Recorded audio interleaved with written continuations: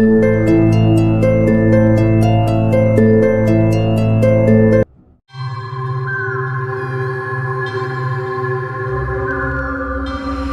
स्वागत है। आज मैं सुनाने जा रहा हूँ दिलीप की कहानी the haunted bridge. Dilip Lucknow में नया ट्रांसफर होकर आया तो उसके कोलीग्स ने कॉन्ट्री करके पार्टी रखी थी। अभी कुछ ही पैक पिए थे कि उसे घर से फोन आ गया कि उसकी बेटी प्रेरणा बहुत बीमार है, जल्दी आओ।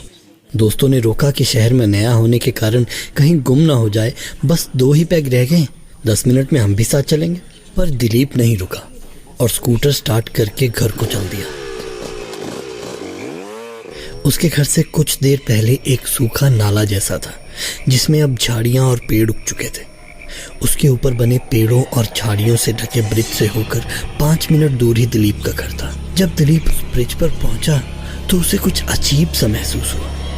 अचानक उसे लगा जैसे बड़ी तेजी से कोई परछाई ब्रिज को क्रॉस करके गई हो और ध्यान भटकने के कारण स्कूटर स्लिप हो गया। उसने स्कूटर उठाकर स्टार्ट करने की बहुत ट्राई की, स्कूटर स्टार्ट ही नहीं हो रहा था। शायद कोई खराबी पड़ गई होगी।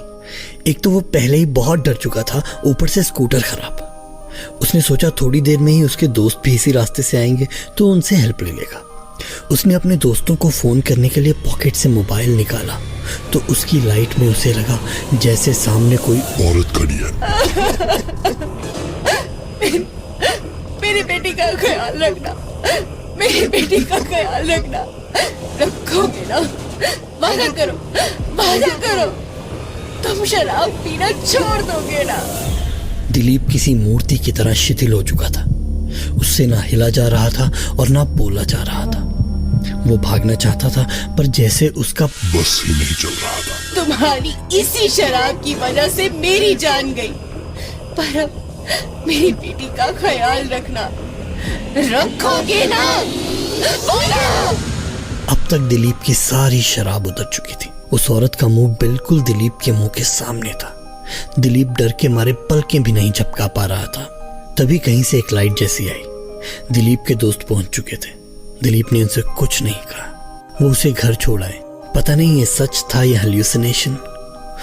अगले दिन किसी ने बताया कि दरअसल बहुत साल पहले किसी शादी से लौट रहे एक परिवार जिसमें पति, पत्नी और एक बच्ची थी, उनका इसी ब्रिज पर एक्सीडेंट हो गया था। उस एक्सीडेंट में आदमी और बच्ची तो बच गए पर उस औरत की जान चली गई थी क्योंकि उस आदमी ने शराब पी रखी थी। इसलिए अब जो भी आदमी रात को यहाँ से शराब पीकर गुजरता है उसे वो औरत दिखती है। इस बात को बहुत साल हो चुके हैं पर आज भी दिलीप रात में अकेला सफर करने से कतराता है। ये थी द हॉन्टेड ब्रिज। ऐसी और कहानियों के लिए सब्सक्राइब कीजिए और अगर आपके पास भी कोई ऐसा एक्सपीरियंस है